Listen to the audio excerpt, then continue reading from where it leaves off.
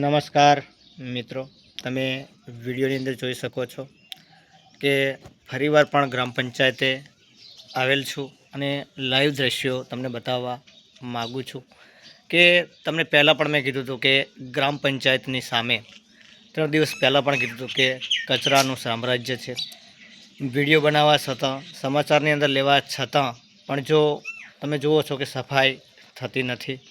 અને મને એવું લાગે છે કે તલાટી કમ મંત્રી ચેતનાબેન પ્રજાપતિ, સરપંચ શ્રી ગંગારામભાઈ પટેલ બધા જ ઘોર નિંદ્રામાં હોય અને કોઈપણ પ્રકારની કામગીરી ના કરતા હોય.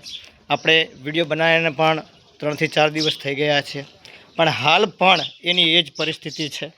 તમને વિડીયોના માધ્યમથી બતાવવા માગું છું કે તમે જોઈ શકો છો કે ગ્રામ પંચાયતની સામે જ જે તમે જુઓ છો કે તેના જ કમ્પાઉન્ડની અંદર કેટલો કચરો છે, કેટલી ગંદકી છે અને તેમ છતાં ગ્રામ પંચાયત ઊંઘમાં હોય તેવું લાગે છે. કોઈપણ પ્રકારની કામગીરી કરવામાં આવતી નથી, કોઈપણ પ્રકારની સફાઈ કરવામાં આવતી નથી અને સફાઈ વેરો જે ઉઘરાવવામાં આવ્યા છે તેમ છતાં તમે જુઓ છો કે ગંદકીનું સામ્રાજ્ય જોવા મળી રહ્યું છે. અનેક વખત રજૂઆત પણ કરી છે, સમાચારની અંદર પણ લેવામાં આવ્યું છે, વિડીયો પણ બનાવવામાં આવ્યો છે. તેમ છતાં આ ગ્રામ પંચાયત તમે જોઈ શકો છો કે મનમાની કરતું હોય એવું લાગી રહ્યું છે. એના કારણે જો તમે હજી સુધી સફાઈ થઈ નથી, તો ગ્રામ પંચાયતની અંદર જ જો સફાઈ ન થતી હોય, સફાઈ વેરો ઉઘરાવવામાં આવતો હોય તો સફાઈ વેરો વાપરવામાં ક્યાં આવતો હશે? આ એક મોટો સવાલ છે. કેમ કે ગ્રામ પંચાયતની સામે જ આ ગ્રામ પંચાયત છે, તેની બાજુની અંદર તમે જુઓ છો કે વૃક્ષ છે અને વૃક્ષ નીચે તમે જોઈ શકો છો કે કેટલી ગંદકી છે, ગંદકીનું સામ્રાજ્ય છે. અને ગંદકીના કારણે તમે બધા જોઈ શકો છો કે આટલી ગંદકી હોવા છતાં ગ્રામ પંચાયત કોઈપણ પ્રકારની કાર્યવાહી કરતું નથી, કોઈ પ્રકારની સફાઈ કરતું નથી. તો તમે જુઓ છો કે ગ્રામ પંચાયત ફક્ત ને ફક્ત લીલિયાવાડી ચલાવી રહ્યું હોય તેવું લાગી રહ્યું છે. અને મેં પહેલાં પણ વિડીયો બનાવી અને રજૂઆત કરી હતી કે ગ્રામ પંચાયતની સામે તમે જુઓ છો ગંદકીનું સામ્રાજ્ય હોય તો બીજી તો આપણે કોઈ ગ્રામ પંચાયત પાસે આશા રાખી જ કહી શકીએ. એટલે કે બીજી તો આશા શું રાખી શકીએ ગામની સફાઈની? જ્યાં તલાટી કમ મંત્રી બેસતા હોય, જ્યાં સરપંચ બેસતા હોય, જ્યાં સભ્યો બેસતા હોય, તેમ છતાં જો સફાઈ ન થતી હોય તો બીજી તો ગ્રામ પંચાયત પાસે આપણે કોઈ આશા રાખી શકતા નથી. એટલા માટે વિડીયોના માધ્યમ થકી લોકોને ઉજાગર કરવા માટે, કેમ કે સફાઈ ન થતી હોય તો બીજું તમે વિચાર કરી શકો તો ગામનો વિકાસ તો કેવી રીતે થશે? આ એક મોટો સવાલ છે. 12 મહિનાથી વધારેનો સમયગાળો થઈ ગયો છે, તેમ છતાં વિકાસના નામે તમે જોઈ શકો છો કે મીંડું છે. સરપંચ પોતાની મનમાની કરતા હોય છે, કોઈની વાત સાંભળતા નથી.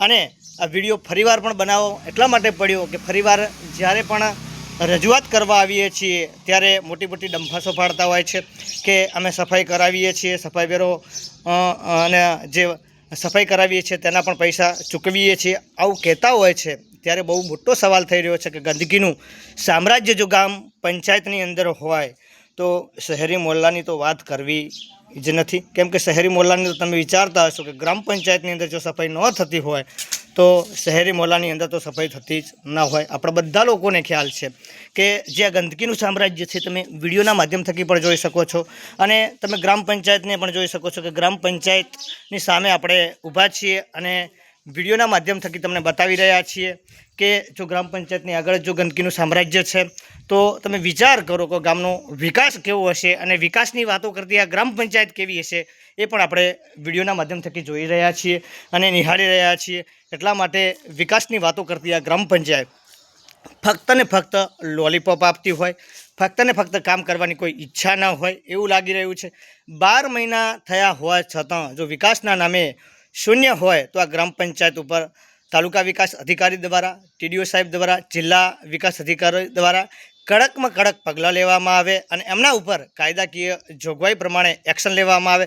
કેમ કે જે ગુજરાત સરકાર મોટી મોટી વાતો કરે છે, સફાઈ અભિયાન ચલાવે છે, તો તમે સોનેત ગામની એકવાર મુલાકાત લો. ટીડીઓ સાહેબશ્રી, કલેક્ટર સાહેબશ્રી, તાલુકા વિકાસ અધિકારી સાહેબને જુઓ કે વિકાસના નામે સોનેતની અંદર શું ચાલી રહ્યું છે તે આપણે જોઈ શકીએ છીએ. ફક્ત વિકાસની વાતો કરવાથી વિકાસ નથી થતો. વિકાસ કરવા માટે મહેનત કરવી જોઈએ છે, અલગ અલગ પ્રકારના કામો કરવાના હોય છે અને કામ કરવા માટે આપણે સરપંચને ચૂંટી લાવતા હોઈએ છીએ. બિનહરીફ સરપંચ આવ્યા છે, તેમ છતાં 12 મહિનાથી વધુનો સમયગાળો થઈ ગયો છે, તેમ છતાં વિકાસના નામે તમે જોઈ શકો છો કે શૂન્ય છે. અને સફાઈ અભિયાનના તમે જોઈ શકો છો કે ધજાગરા ઉડી રહ્યા છે. તમે વિડીયોની અંદર પણ જોઈ શકો છો. 5 દિવસ પહેલાં પણ આપણે વિડીયો બનાવ્યો હતો ઉજાગર કરવા માટે, તેમ છતાં પણ હજી કોઈ પણ પ્રકારની સફાઈ કરવામાં આવી નથી. એટલે આપણે જોઈ શકીએ છીએ કે આ ગ્રામ પંચાયત છે મનમાનીવાળી ગ્રામ પંચાયત છે એવું આપણે કહી શકીએ છીએ. એમાં તલાટી કમ મંત્રી પણ મનમાની કરતા હોય. જો વિડીયો બનાવવા છતાં, સમાચારમાં લેવા છતાં જો સફાઈ ન થતી હોય તો તમે વિચાર કરી શકો છો કે આ ગ્રામ પંચાયત નહીં પણ આ તંત્ર છે એ ઘોર નિંદ્રામાં છે. તલાટી પણ ઘોર નિંદ્રામાં છે અને સરપંચ પણ ઘોર નિંદ્રામાં હોય તેવું લાગી રહ્યું છે. તો વિડીયોને વધુમાં વધુ શેર કરજો, કોમેન્ટ કરજો અને ખુદના પ્રતિભાવ ચોક્કસ જણાવજો તેવી આશા રાખું છું. જય હિન્દ, જય ભારત, જય સંવિધાન.